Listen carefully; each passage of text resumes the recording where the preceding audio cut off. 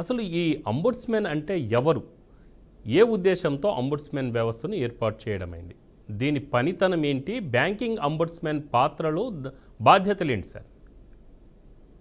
ఈ బ్యాంకింగ్ లో, కార్పొరేషన్ లో, అలాగే ప్రభుత్వంలో రకరకాల వ్యవస్థల్లో ఆ, ఏ కంప్లైంట్ కి రియాక్ట్ కాని పరిస్థితి ఉన్నప్పుడు, ఆఫీసర్లు రియాక్ట్ కాని పరిస్థితి ఉన్నప్పుడు ఆ, దానికి ఆర్బీఐ బ్యాంకింగ్ కొరకు అంబుడ్స్మెన్స్ ని ఏర్పాటు చేసింది. అట్లాగే ఐఆర్డిఏ అంటే ఇన్సూరెన్స్ రెగ్యులేషన్ అథారిటీ వాళ్ళు అంబుడ్స్మెన్ ని అపాయింట్ చేశారు. అట్లాగే ఈవెన్ సెంట్రల్ గవర్నమెంట్ కూడా అంబుడ్స్మెన్స్ ని అపాయింట్ చేసింది. దాని లోక్పాల్ అంటారు. ఆ లోక్పాల్ ద్వారా ఈవెన్ ప్రైమ్ మినిస్టర్ కానీ, క్యాబినెట్ ర్యాంక్ మినిస్టర్స్ కానీ, ఇంకే ప్రభుత్వ అధికారి మీద కూడా మనం ఏ సామాన్యుడు తనకు జరగవలసిన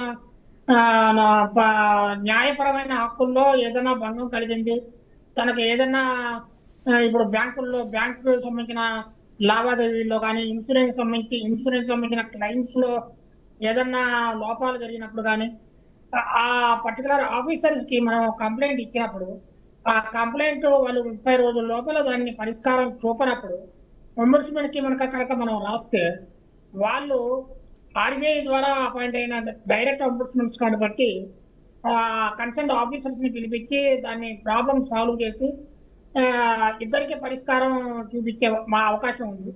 ఒకవేళ అలా పరిష్కారం కాని పక్షంలో వాళ్ళు ఈవెన్ అవార్డు పాస్ చేసి ₹1,00,000 దాకా పెనాల్టీ కూడా ఆఫీసర్స్ కి వేసే అవకాశం, అధికారం వాళ్ళకి ఉంది. ఈ కేవలం మన ఇండియాలో ఇది ఒక సిటీకే కాకుండా 22 నగరాల్లో ఈ అంబుడ్స్మెన్ యాక్టివిటీ ఏర్పాటు చేశారు. మనం ఈవెన్ పోర్టల్ ద్వారా కానీ, వెబ్సైట్ ద్వారా కానీ, మెయిల్ ద్వారా కానీ పంపినా కానీ వాళ్ళు స్పందిస్తారు. మనకు మన కంప్లైంట్ ఒక నెంబర్ ఇస్తారు. దాన్ని ట్రాక్ చేసుకుంటూ మన కంప్లైంట్ ఏ స్టేజ్ లో ఉందో కూడా కనుక్కొని మనం తగిన న్యాయం మన జత చేయాల్సిన పేపర్లు కూడా చేస్తే తప్పకుండా న్యాయం జరగడానికి, ఈ బ్యూరోక్రసీలో ఉన్న లోపాలను సరిదిద్దడానికి ఈ వ్యవస్థ 2018 నుంచి ఏర్పాటైంది. ఇది ఇప్పటికీ కూడా నడుస్తోంది. దీని గురించి ఎక్కువ మందికి అవగాహన లేదు. ఇంకా బ్యాంక్స్ లో అంబుడ్స్మెన్ చెప్పి రాసి పెడతారు బోర్డు, కంపల్సరీ అది డిస్ప్లే చేయాలి. అది చూసుకుని నెంబర్ నోట్ చేసుకుని దానికి కంప్లైంట్ చేయొచ్చు. Right sir. సార్, ఇప్పుడు బ్యాంకుకు వెళ్ళినప్పుడు బ్యాంక్ లావాదేవీల విషయంలో సరైన సమాధానం రావడం లేదంటే ఖాతాదారులు తీసుకోవాల్సిన మొదటి స్టెప్ ఏంటి? ఫస్ట్ బ్రాంచ్ మేనేజరు, ఆ తర్వాత రీజనల్ ఆఫీస్ మేనేజరు, వాళ్ళ నెంబర్లు కూడా ప్రతి బ్రాంచ్ లో డిస్ప్లే చేయాలి, కంపల్సరీ చేస్తున్నారు.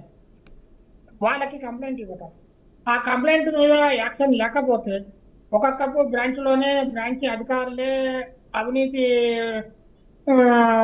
పనులు చేసే అవకాశాలు ఉన్నాయి. కాబట్టి రీజనల్ మేనేజర్ కి వాళ్ళకి కంప్లైంట్ ఇచ్చి 30 days లోపల ఆ కంప్లైంట్ కి ప్రాపర్ సొల్యూషన్ కనుక రాకపోతే కంపల్సరీ అంబుడ్స్మెన్ కి కంప్లైంట్ ఇస్తే అది ఈ బ్యాంకు సంబంధించిన అధికార పరిధి నుంచి పై స్థాయిలో ఆర్బీఐ స్థాయిలో దాని మీద యాక్షన్ తీసుకోవడం జరుగుతుంది. అవసరం అయితే వీడియో కాన్ఫరెన్స్ కాల్లో కూడా కంప్లైంట్ ని ఆ బ్రాంచ్ అధికారులని పిలిపించి మాట్లాడి, మనం ఉన్న స్థానం నుంచే మనం వారితో మాట్లాడి పరిష్కారం పొందే అవకాశం ఉంటుంది.